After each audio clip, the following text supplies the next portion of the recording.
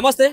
Present మనం counting కేంద్రం దగ్గర కోట్ల విజయభాస్కర్ రెడ్డి స్టేడియం దగ్గర ఉన్నాం. 4వ రౌండ్ సంబంధించినటువంటి కౌంటింగ్ కూడా కొనసాగుతూ ఉన్నది. సో ఎన్నికల అధికారుల యొక్క నిర్లక్ష్యం అనుకోవచ్చు, వాళ్ళ యొక్క ఆలస్యంతో అఫీషియల్ గా ఎన్నికలకు సంబంధించినటువంటి ఫలితాలను వెల్లడించడంలో కాస్త ఆలస్యం జరుగుతూ ఉన్నది. ఇప్పుడు 4వ రౌండ్ సంబంధించినటువంటి కౌంటింగ్ అవుతూ ఉంటే మొదటి రౌండ్ సంబంధించిన ఫలితాలు మాత్రమే కాసేపటి క్రితమే ప్రకటించారు. అంటే ఇంకెంత నెగ్లిజెన్స్ తోటి ఉన్నారు, ఎంత ఆలస్యంగా ఉందో మనకు స్పష్టంగా అర్థమవుతా ఉన్నది. సో ఒక రకమైనటువంటి ఒక ఛానల్లో 3000 లీడ్ అని, ఒక ఛానల్లో 4000 లీడ్ అని, ఒక ఛానల్లో బీఆర్ఎస్ పార్టీ లీడ్ ఉందని చెప్పేసి రకరకాలైనటువంటి ప్రచారం అయితే కొనసాగుతూ ఉన్నది. సో దీనికి తెరపడాలి ఈ ప్రచారాన్ని కంటే ఎన్నికల అధికారులు ఖచ్చితంగా వాళ్ళు ముందుగానే అఫీషియల్గా ప్రకటించినట్టయితే దీనికి ఈ కన్ఫ్యూజన్కి అయితే ఎక్కడ కూడా దానికి ఫుల్ స్టాప్ పడేటువంటి అవకాశం ఉంటుంది. సో ఇప్పుడైతే షేక్పేట అంటే మొత్తం అంతా కూడా అన్ని డివిజన్లకు సంబంధించినటువంటి షెఫిల్ చేసిన తర్వాతనే ఓట్ల లెక్కింపు కొనసాగుతూ ఉన్నది. సో ముందుగా మొదటి రౌండ్ మాత్రం షేక్పేట డివిజన్లకు సంబంధించినటువంటి ఓట్ల లెక్కింపులు, రెండో రౌండ్లో కూడా షేక్పేట ఉంటుంది. మూడో రౌండ్లోకి వచ్చేసరికి షేక్పేటతో పాటు వెంగళరావు